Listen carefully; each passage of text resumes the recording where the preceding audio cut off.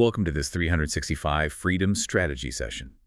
Today, we're breaking down the mechanics of calm selling and why certainty is more persuasive than any closing tactic. Right. And it really is a difference between a transaction and a transformation. What we're looking at today are the specific behavioral mechanics that separate the amateur who chases from the authority who attracts. The premise we're dissecting today is significant because it really challenges the fundamental DNA of modern sales training.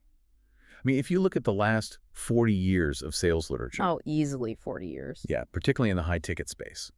The prevailing narrative is always that the sale is a combat sport. It's framed as a battle or a conquest. You are the hunter.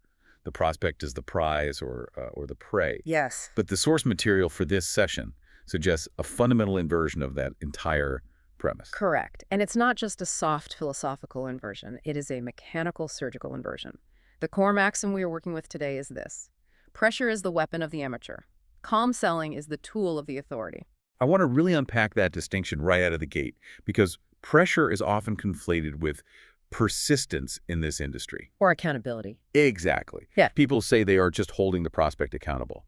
When we label pressure as the weapon of the amateur, what are we actually identifying here? We aren't talking about holding someone to their stated goals, are we? We are not. Accountability is a form of service. Pressure is a form of fear. Fear from the salesperson. Precisely. Right. When we talk about pressure in the context of the amateur, we are talking about the salesperson's internal state leaking out onto the prospect. We have to analyze what pressure actually signals to the market. Right. Because every action is a signal. Every single action. When a salesperson applies pressure, whether that is rapid-fire objection handling or manufactured scarcity or checking in every 4 hours, they are broadcasting a very specific, very loud signal to the person on the other end of the line. And that signal is basically, my product isn't good enough to stand on its own. That is exactly the signal. It screams that the product requires force to be accepted.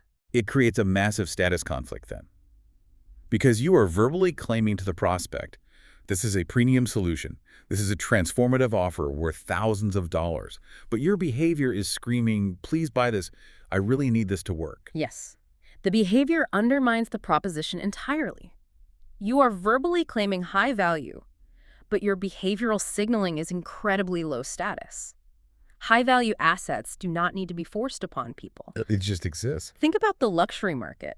If you walk into a high-end boutique or a dealership for exotic cars, the salespeople do not chase you around the showroom. No, they usually just ignore you unless you ask for help. Right. They do not use tie-down closes on you. They do not try to corner you with logic traps about why you need the car today. Why is that?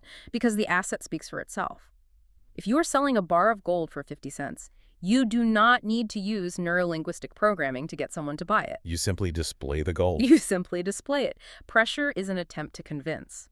Authority is an invitation to transform. That distinction right there, convincing versus transforming it, changes the entire geometry of the sales call. It changes the physics of the interaction. Right, because if I am trying to convince you, I am pushing energy towards you. I'm leaning in. I'm enforcing my will.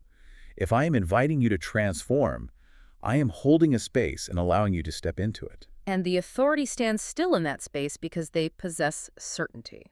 This is the key variable for anyone listening. The authority knows their value is so high that the prospect would be, to quote the source material, directly lucky to pay it. Now, for many listening, that might sound arrogant to say the prospect is lucky to pay you. We need to separate arrogance from certainty here. Arrogance is an inflated sense of self, usually covering up massive insecurity.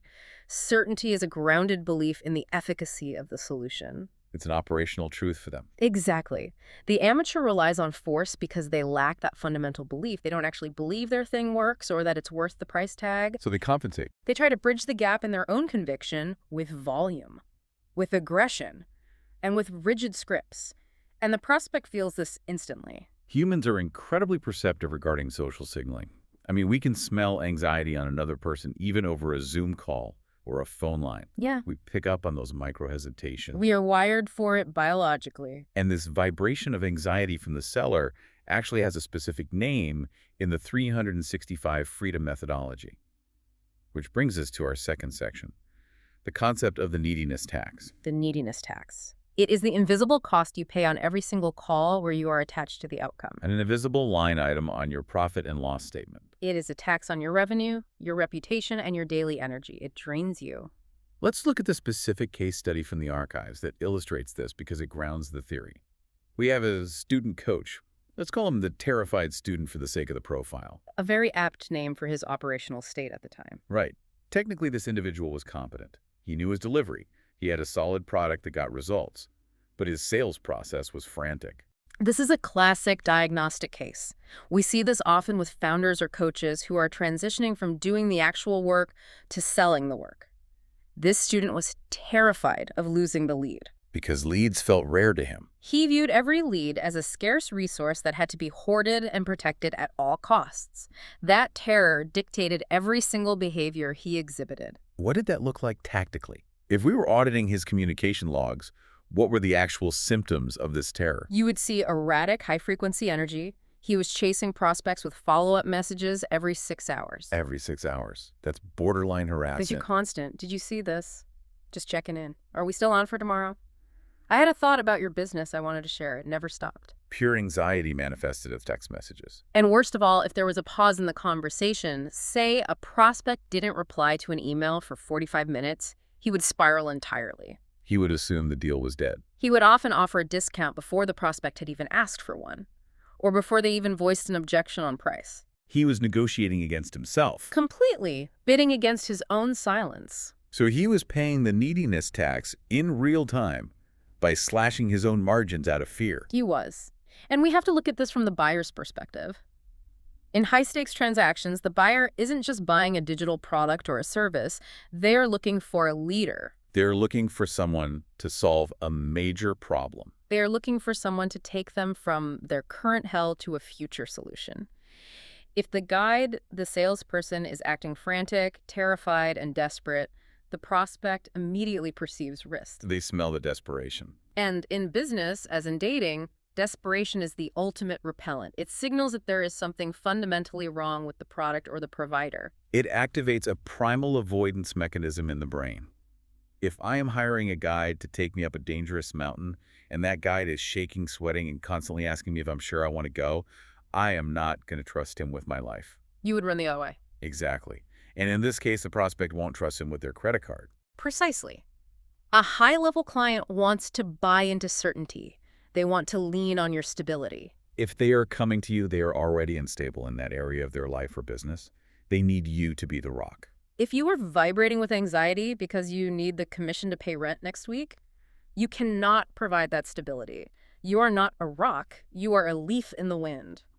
The prospect unconsciously runs a logic tree in their head. What does that logic tree look like? It goes like this. If this person needs my money this badly, they are not successful. If they're not successful, their method doesn't work. If their method doesn't work, I shouldn't buy it. So the very behavior intended to secure the deal, the hustle, the relentless follow-up, the rapid responses, was the exact mechanism repelling the high-level clients. It is a tragedy of good intentions. They think they're working hard, but they are just bleeding value. And the diagnosis for this entire pathology is simply neediness. Neediness. How do we define neediness operationally? Because to a lot of people, it feels involuntary. If you objectively need the sale to pay your bills, you feel needy.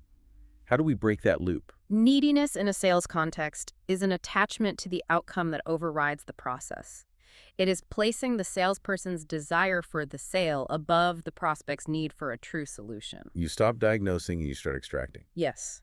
The shift for this student came when we addressed his posture. We had to fundamentally alter how he viewed his position in the interaction. Walk us through that shift. What did he actually change in his day-to-day behavior? He stopped chasing. Which sounds simple, but for someone conditioned to hustle, it requires massive behavioral inhibition. It requires sitting on your hands. It goes against every instinct he had built up. The next time a prospect hesitated, which is a moment that usually triggered his anxiety loop, and an immediate discount offer, he did not push. He didn't offer a discount. He didn't offer a discount. He simply stated the value of the program, confirmed it was the right fit based on their stated goals, and then he sat in the silence. He didn't blink. He didn't blink. He held his posture. What was the result?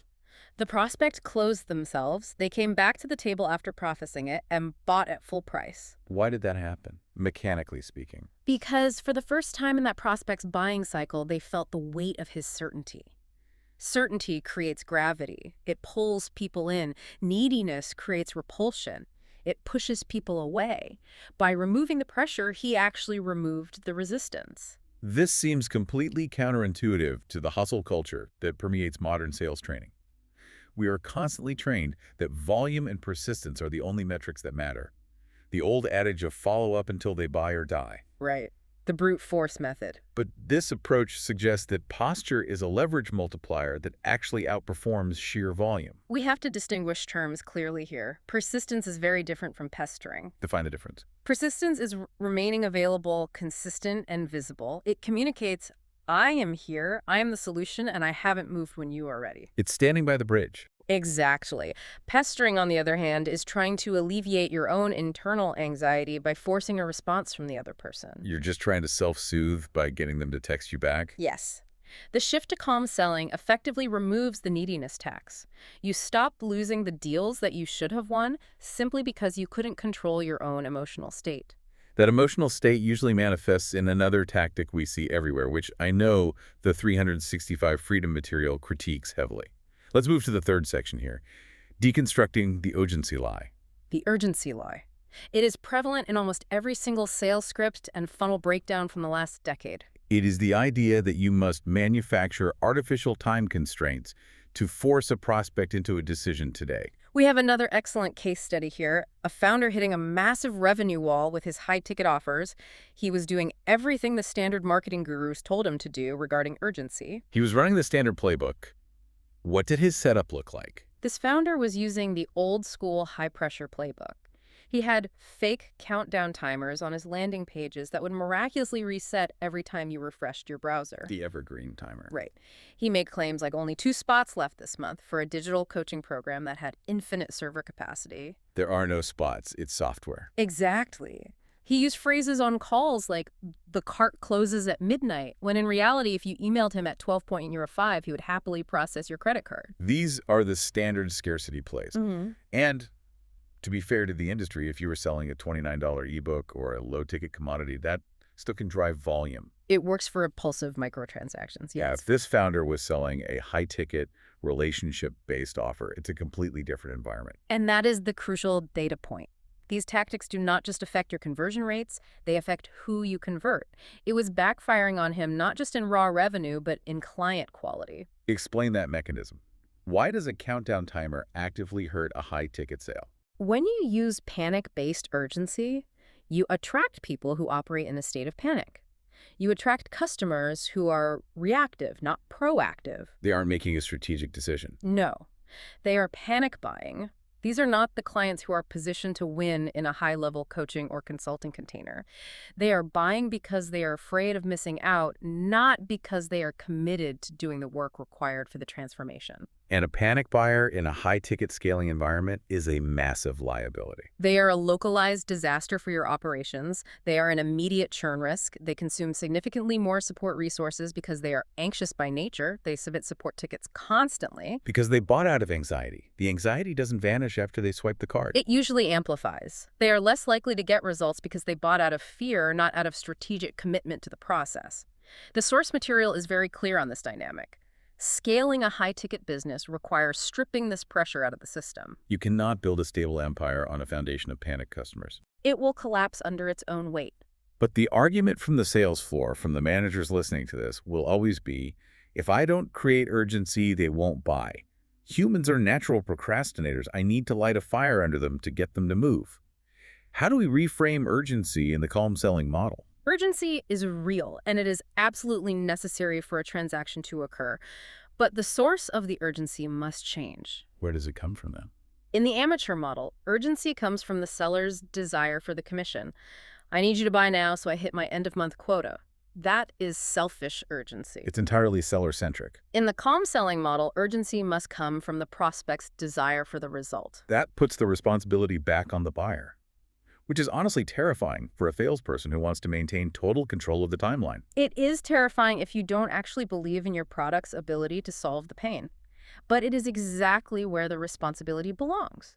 If the prospect's problem is painful enough and your solution is clear enough, the urgency is intrinsic. It exists naturally. You don't need a fake timer if their business is bleeding cash. Exactly. When you sell from a place of true abundance, meaning, I have many clients. I do not need you, but I can absolutely help you. You don't manufacture urgency. You simply illuminate the cost of inaction. So the urgency isn't the price goes up tomorrow. The urgency is you will still be stuck in this exact same problem tomorrow. That's it. Every day you wait is another day you are bleeding revenue, or another day you are miserable in your operations. That is real urgency. It's holding a mirror up to their current reality. The outcome for the founder in this specific case study was a complete shift in identity. He removed the timers, he stopped the false scarcity, he began showing up as a calm guide rather than a desperate hunter. And what happened to the metrics? His close rates actually increased, but more importantly, his authority increased. He was no longer begging people to let him help them, he was offering them a seat at the table. This transitions us perfectly to the actual interaction dynamic. We have talked about the philosophy, the mindset, and the marketing setup. But what happens on the actual Zoom call? This brings us to section 4. From wrestling to leading. Wrestling is the perfect visceral word for what most salespeople do. We have a student documented here whose calls were described as uphill battles and interrogations. I think everyone listening has been on one of these calls, or maybe conducted one early in their career. It feels like a literal fight.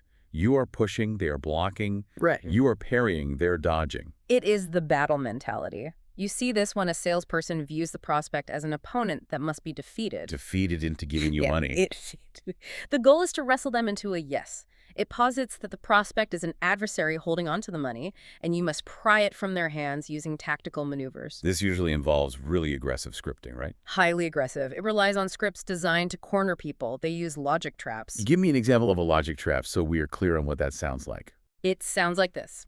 John, if you said receiving high-quality leads was important to you and I just showed you our system for getting leads, then why wouldn't you buy right now? Well, yeah, that immediately puts the prospect on the defensive. It's a deposition. It is not a discovery process. They use rebuttals that are essentially just arguments. They interrupt the prospect to handle an objection before the prospect has even fully articulated what they are worried about. They're just pattern matching the objection and cutting them off. Exactly. I know what you're going to say about price. Let me stop you right there. It's incredibly disrespectful. And what is the actual cost of this?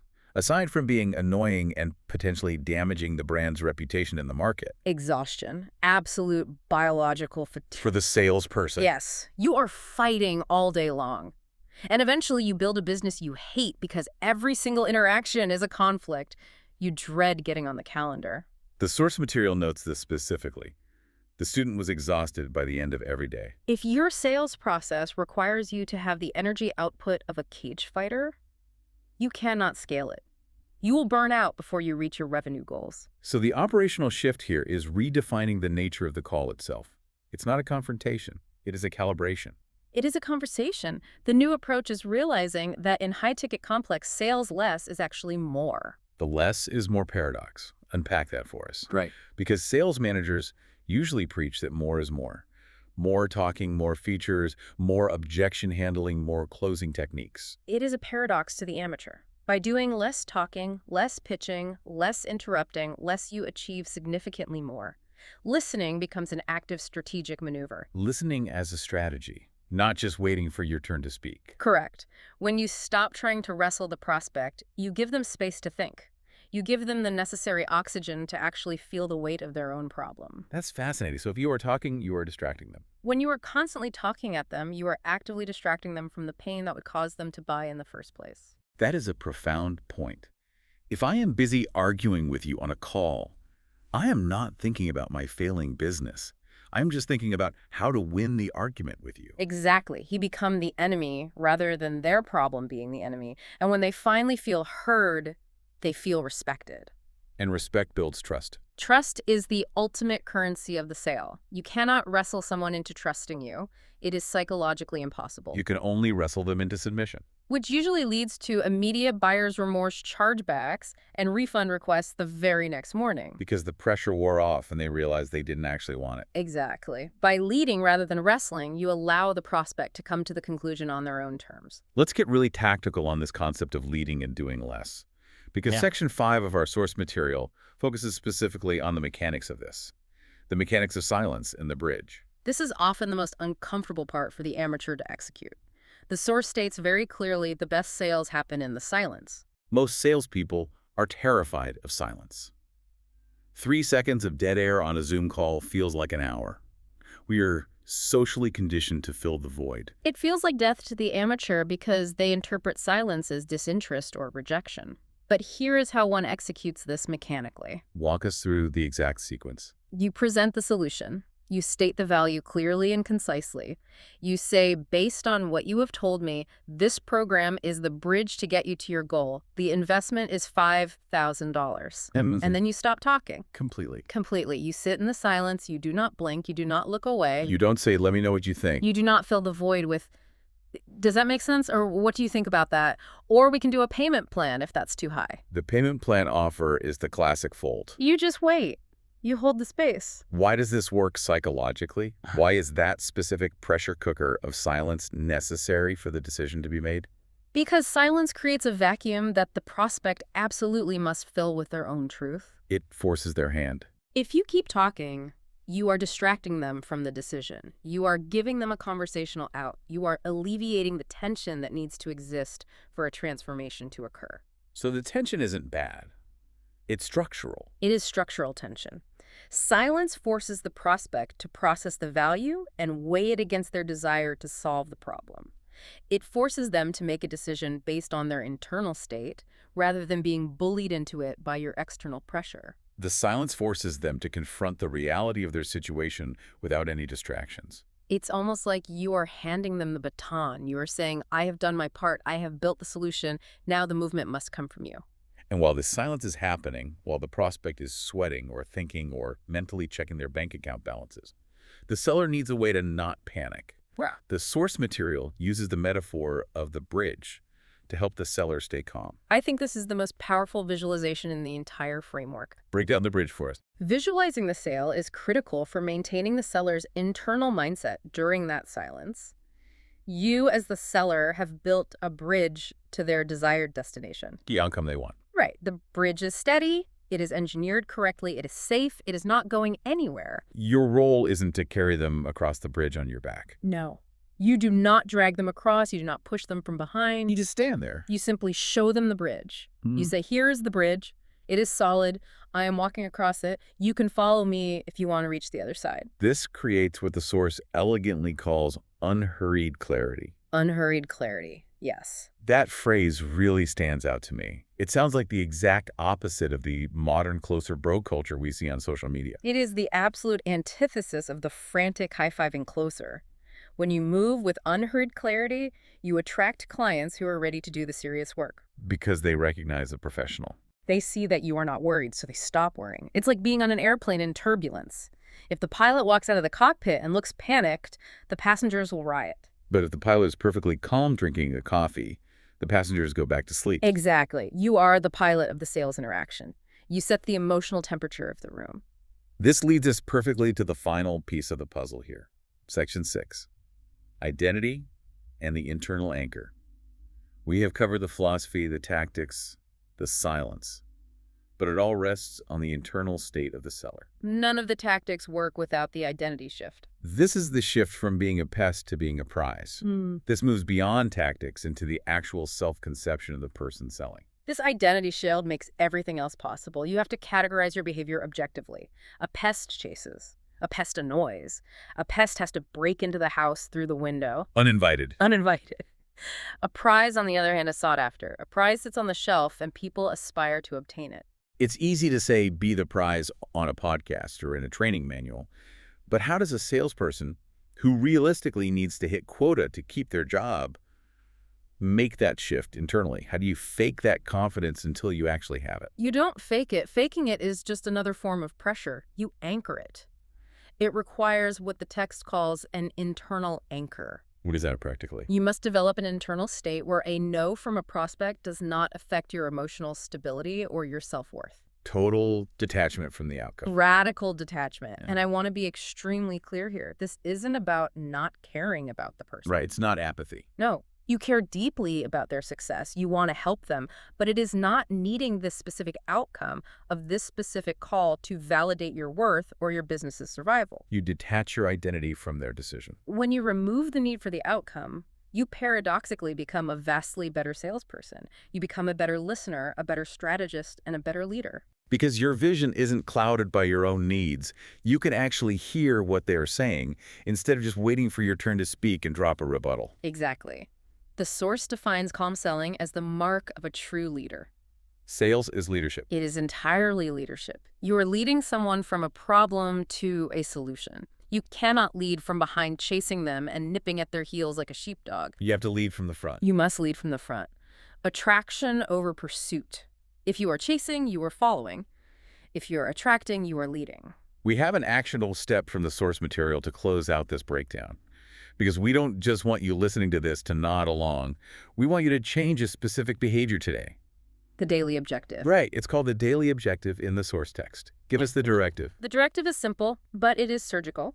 Remove one pressure trigger from your script or your landing page today. Just one. Audit your materials right now. Look for the fake urgency. Look for the manipulative phrasing like, I have another call in 10 minutes, so you need to decide. Look for the countdown timer that resets. Delete it. Replace it with a calm, clear statement of the actual value of your offer. Test the hypothesis that your value stands on its own. Correct.